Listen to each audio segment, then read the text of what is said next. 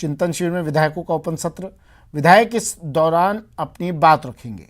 मुख्यमंत्री अशोक गहलोत, अजय माकन, डोटासरा भी इसमें मौजूद रहेंगे। कल 12 जिलों से फीडबैक लिया गया था। डिजिटल सदस्यता अभियान पर भी प्रशिक्षण दिया गया है। अभियान के तहत 50 लाख सदस्य बनाने का टारगेट दिया गया है।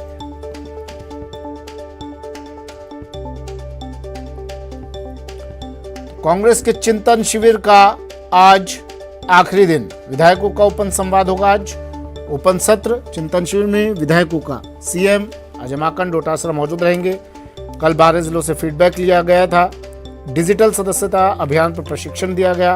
अभियान के तहत 50 लाख सदस्य बनाने का टारगेट भी दिया गया है।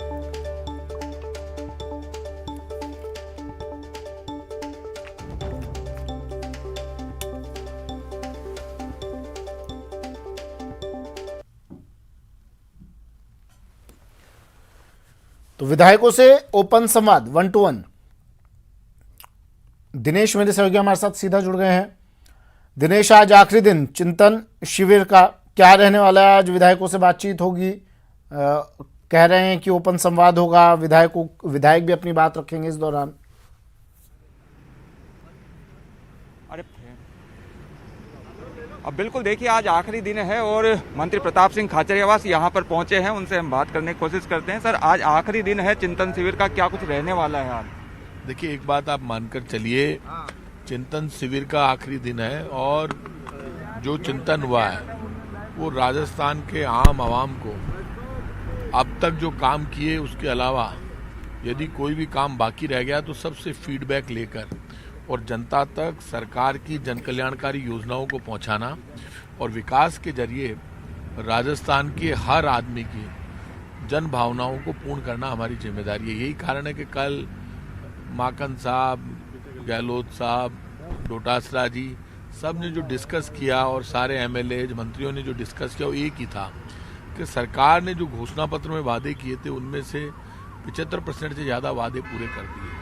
कौन से वादे हैं जो पूरे नहीं हुए उस पर, और विधानसभा क्षेत्र वाइज लोगों ने जबरदस्त रिकॉर्ड काम किया है। पहली बार ऐसा हुआ है जब आपको पता है कि लोकसभा में जो जितना पैसा 5 करोड़ रुपए सांसदों को मिलता है उतना पैसा एमएलए को देने वाला पहला राज्य राजस्थान बना। अब बीजेपी के साथ तो दिक्कत क्या है कि बीजेपी फ्रस्ट्रेशन में है। खुद बीजेपी के लोगों ने उस वक्त विधानसभा में कहा था कि आज तक ऐसा मुख्यमंत्री नहीं मिला जिसने 5 करोड़ रुपए एक एमएलए का कोटा कर दिया। अब आज बताइए, वो सिर्फ कांग्रेस के एमएलए को तो मिल नहीं रहा, वो तो बीजेपी के एमएलए को भी मिल रहा है। मुझे ये बता दें, इनके 25 एमपीज ने क्या किया? इनके 25 एमपी फेल हो गए और इन्होंने जो आदर्श गांव गोद लिए थे सांसदों ने, वो कहाँ है आदर्श गांव? एक आदर्श गांव बता दे 25 एमपी ने कौन सा गांव डेवलप कर दिया?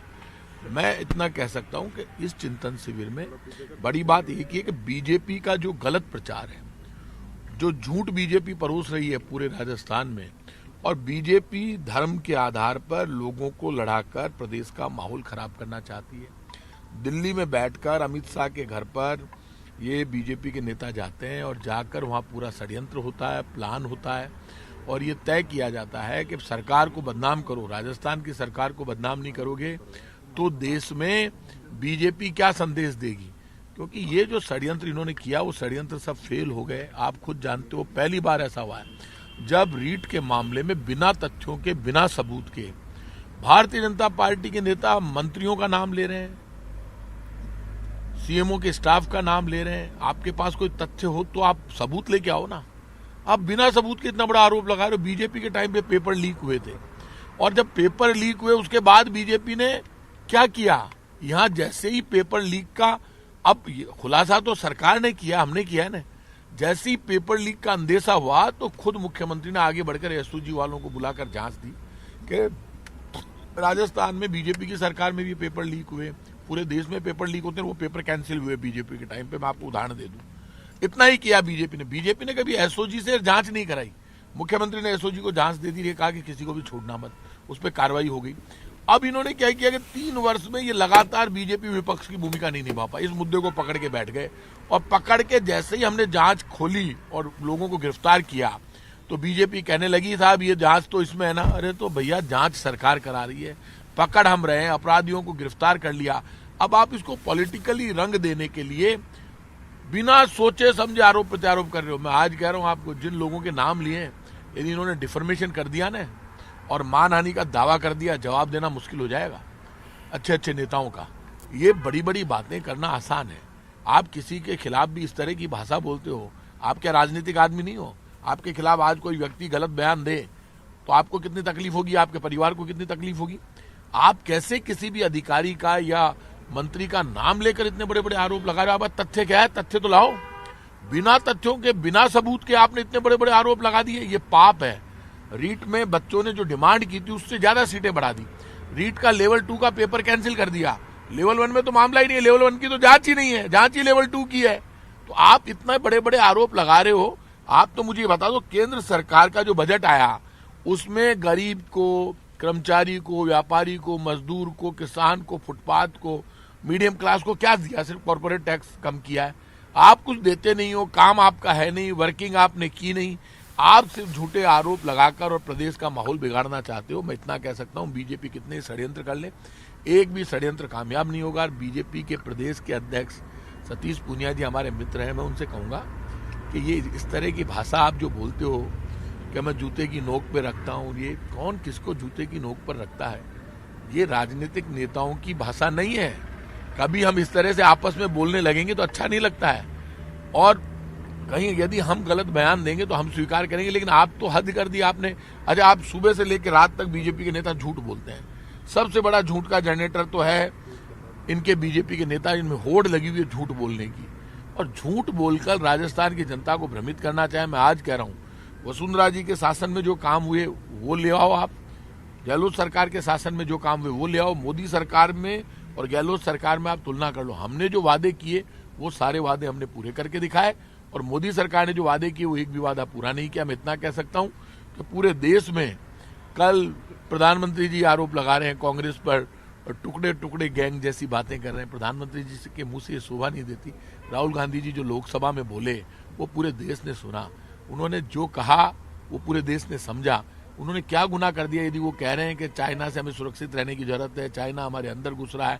ये बातें यदि वो बोलते हैं, पाकिस्तान के खिलाफ बोलते हैं, तो इसमें प्रधानमंत्री जी का जिस तरह का बयान आया, देश की आज़ादी की लड़ाई जिस पार्टी ने लड़ी, जो खुद इंदिरा गांधी का पोता है, राजीव गांधी का बेटा है, 4थी बार सांसद है, आप उसके लिए इस तरह की भाषा का प्रयोग करते हैं। इसलिए करते हैं कि आप डरते हैं कांग्रेस से, कांग्रेस के नेताओं से, इसलिए आप झूठ परोसकर लोगों को भ्रमित करना चाहते हैं। आप कितना ही भ्रमित कर लें, राजस्थान जानता है हम जन कल्याण और विकास के मॉडल के आधार पर काम कर रहे हैं, और बीजेपी झूठ, फरेब और धोखे के मॉडल पर काम कर रही है।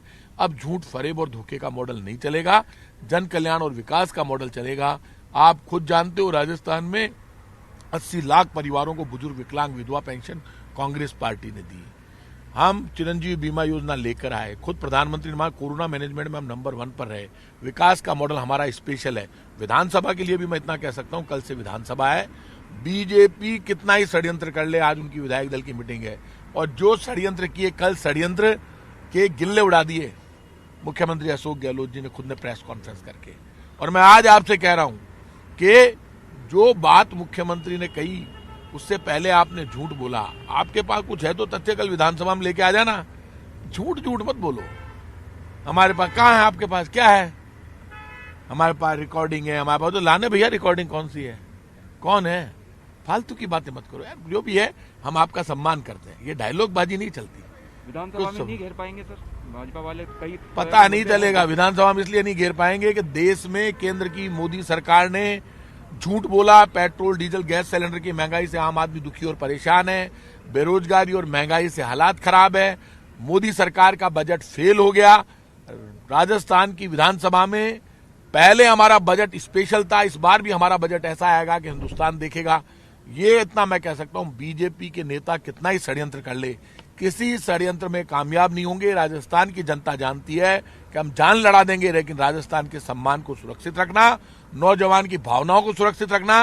रीट लेवल 2 का जब पेपर कैंसिल हुआ, सीटें बढ़ी, तो आप जाकर देखो बच्चों की आंख में चमक है, और बच्चे जानते हैं ऐसा बिल लेकर आ रहे हैं कि एक भी आदमी अपराध नहीं कर पाए। ये क्यों नहीं लाए बिल? इनके टाइम पे नकल हुई थी, पेपर कैंसिल हुए थे, क्या किया बीजेपी ने? बताया बीजेपी? जवाब दे। इनके टाइम पे कितने पेपर लीक हुए, पेपर कैंसिल भी इनको करने पड़े, ये बिल क्यों नहीं लाए? इन्होंने गिरफ्तारियां क्यों नहीं की? क्योंकि ये खुद ये षड्यंत्र करते हैं। इनको कोई मतलब ही नहीं। हम खुद गिरफ्तारियां कर रहे हैं, हम पेपर लीक हुआ उसमें मामले में कल चीफ मिनिस्टर ने कहा कि 150-200 लोगों तक पेपर पहुंचा और ये बड़ी बड़ी बातें कर रहे हैं। अब सारी मामले स्थिति क्लियर हो गया, चीफ मिनिस्टर सामने आकर बोल गए। बीजेपी आज विधानसभा में मीटिंग कर रही है, बीजेपी हारी हुई बाजी लड़ रही है और विधानसभा में भी आप देखना बीजेपी के लोग कुछ भी नहीं कर पाएंगे, करेंगे क्या, कुछ है ही नहीं। झूठ बाहर बोलते हैं, झूठ अंदर बोलेंगे, झूठ ज्यादा चलता नहीं है। लॉ एंड ऑर्डर का भी मुद्दा है, दुष्कर्म के मामले, लॉ एंड ऑर्डर का जो मामला है, एक बात तय कर लेना, यूपी, बिहार, हरियाणा, यहां से 100 गुना अच्छा लॉ एंड ऑर्डर हमारा है। हमने यहाँ पे नियम बनाया कि कोई भी व्यक्ति आए तो एफआईआर उसकी दर्ज होनी चाहिए। वो एफआईआर दर्ज होती है तभी तो केस बढ़ते हैं, लेकिन हमारा जो केस को सॉल्व करने का आंकड़ा है वो राजस्थान में नंबर 2, देश में नंबर 2 या नंबर 1 पर हम हैं।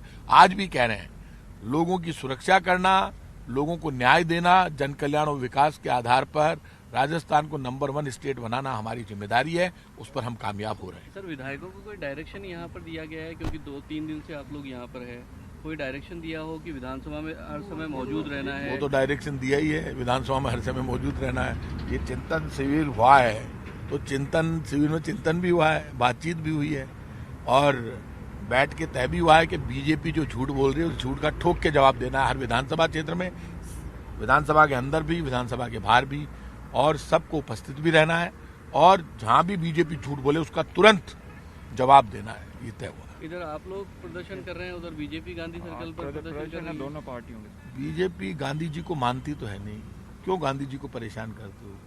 आप तो बीजेपी के लोग तो गांधी जी के सिद्धांतों को मानते ही नहीं है।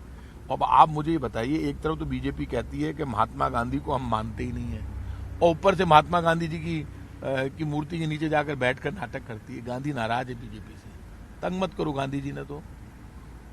गॉडसे ने गांधी जी को मारा, दुनिया जानती है गोली लगी, तो गांधी जी ने कहा हे राम, तो हम तो राम के वंशज हैं। राम और राम राज्य की कल्पना कांग्रेस पार्टी करती है, क्योंकि गांधी ही हमारा मॉडल है, गांधी के आधार पर ही पूरी कांग्रेस पार्टी चलती है। गांधी देश के राष्ट्रपिता है, गांधी के अनुसार ही संविधान की मूल भावना है। तो गांधी को मानो भैया, गांधी की मूर्ति के नीचे बैठे हो तो कम से कम गांधी जी की मूर्ति के नीचे बैठकर, मैं इतना कहूंगा बीजेपी के लोगों से हाथ जोड़कर, भाई साहब झूठ